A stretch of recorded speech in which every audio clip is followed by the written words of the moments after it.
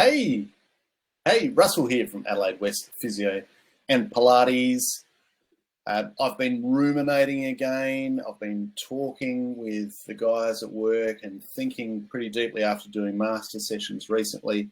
Tash Stanton did a fantastic presentation on knee osteoarthritis, but this applies to osteoarthritis across the board. And the question is, so there's a study that she was referring to. It's relatively recent, 2019, which I still think is pretty recent. I still think that 1990 is pretty recent. And it was talking about the prevalence of knee osteoarthritis in people that have no pain. So how often when they do an MRI, this was all MRI, when they do an MRI of people that have no pain, what percentage of them have features? And it's a pretty impressive reading. So in people that are less than 40, 4 to 14% of them have features, changes, damage, whatever you want to call it.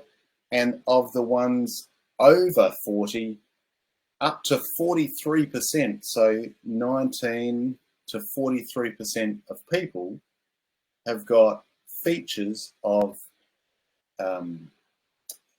osteoarthritis on an MRI, despite the fact that they have no pain. And that's really interesting in itself. But then you think about the people that do have pain that go and have an X-ray done. And it's no surprise then that if someone develops knee pain and they're over 40 and they go and have an X-ray, and surprise, surprise, there's some features of osteoarthritis on the X-ray or on the MRI. No surprises there. And it just highlights how careful we be always with the findings on X-rays or MRIs.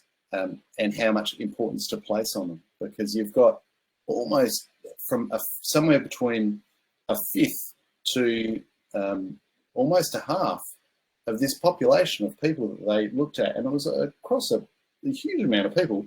There you go, 5,397 knees. So we're not talking about a small study; we're talking about an enormous study, and you can have such a high proportion of them that have of these people that have no pain, that have osteoarthritic changes. So that's the first thought that I had is, gee, if you do have knee pain and you go and have an investigation, well, you shouldn't be too surprised if there's something found on the imaging. The other thing it made me think too was, so those people that don't have pain but have osteoarthritic features, and I'm kind of thinking of myself here, I'm older than 40. I know it doesn't probably look like it, but I'm older than 40, and chances are I've got some features of osteoarthritis in my knee, but I don't have any pain. So what's going on in there? What makes that the case? And why don't I have any pain? And what's the tipping point? What is it that makes someone start to develop pain?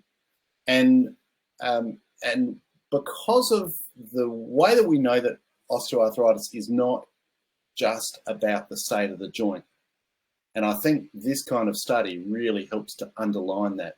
If it was just about the state of the joint, then if you had degenerative changes, you would have pain. But it's not as simple as that. There are lots of contributing factors to whether a joint is painful or not painful, irrespective of the state of the joint. And it made me think, oftentimes when people come in and they have, for example, knee pain for the first time, they try and attribute it back to an event. And sometimes there is an event, but sometimes there isn't. And you can see that they're kind of drawing a fairly long bow when they're trying to attribute it to something that happened.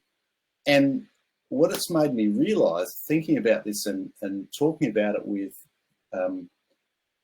the other physios this week, is that it could be any number of things that happen that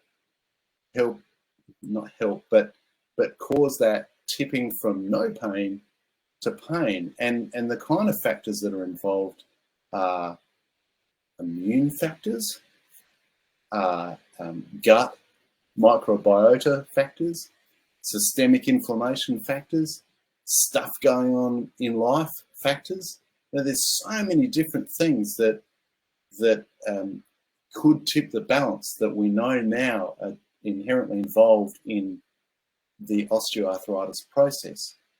And then it made me think, okay, so if someone develops pain, let's say there is an event and they develop pain, or even better, what if there isn't an event and they develop pain? So they can't actually say, oh, it happened immediately when I did this, but it's a bit more grey and murky. Why is it, if you've got pain, why is it so hard from that point onwards to flip back to the way it was before, where there was never any pain despite the fact that there were the osteoarthritic changes? And Kim said something that was really insightful, and I've heard her say it before, and I really, really dug it when she says, your central nervous system, once it's seen it, it can't unsee it. Once it's seen that there's a suggestion of danger, something that needs to be protected in that joint, it can't, or it takes a lot of convincing to unsee it. We'll never unsee it, but it takes a lot of convincing for your central nervous system to conclude that it's no longer dangerous. And that's why sitting on your bum and resting, which is the intuitive thing to do when you've got osteoarthritis, is not to use the part. It's really not very convincing for the central nervous system to go, oh, it's actually okay now, there's no problem. You have to almost prove it. That's how I think about it. You almost have to prove that that part is okay and it's fit for purpose. And you can only do that by really demonstrating it. And I think of it as almost talking to your central nervous system, talking to your body in a language that it can understand. You can't just say, pain go away, pain go away. You have to demonstrate to it. And the best way to do that is with movement and success. Movement and exercise that results in good changes, good results. So this osteoarthritis thing, it's very multifaceted. It's not as simple as degenerative changes, wear and tear, bone on bone. If you've been listening for a while, you'll know how much I detest those terms, and a lot of us do. It's much more than that. There are a lot more factors involved in that, a lot more factors that determine if something will become painful or not. And that's why exercise, education, so understanding that that joint is fit for purpose. So exercise where you're demonstrating, education where you're understanding that it's fit for purpose. And the diet part is really important too, because of the microbiota side of things and the systemic inflammation and making a change to that. Yeah, I hope that makes sense. It was just something that I felt like it was important to get out. It had been sitting in here most of the week, and I just wanted to, I don't know, get it out there. So let me know what you think. If it sounds like complete rubbish, let me know. If it makes sense, let me know. If you want to know more about the best way to manage osteoarthritis, let me know. We've got the GLAD program up and going, which we love, and we just love how it's helped. I haven't added up how many people have gone through it now, but we've just had a group that are finishing now and talking with them about things that are better than they were, and pain that's less, and more confidence in their joints, and just being able to do more in life. It's really exciting to see. It's so much more positive than the deal was 10 years ago or 20 years ago when I was, fairly newly graduated, where it was just, oh, it's going to get worse. You're going to need a joint replacement. There's stacks more you can do. All right. Ciao.